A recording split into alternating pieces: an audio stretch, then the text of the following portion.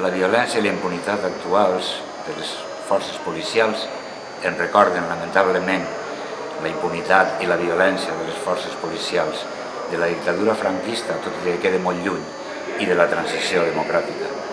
Per això trobo exemplar, necessària, la mobilització que comença fa un any en el món dels estudiants, i tant de bo continuï.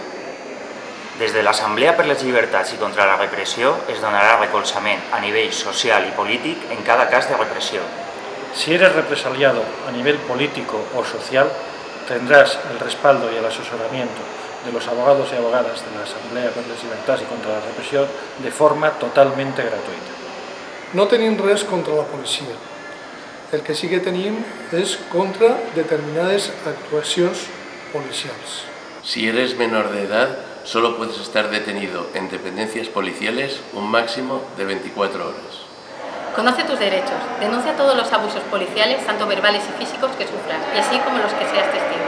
Si solicitan que te identifiques en la calle, facilita tus datos, pero no entregues nunca tu DNI. No seas cómplice con tu silencio de la impunidad. Su anonimato acaba con tu libertad. Acude a la Asamblea.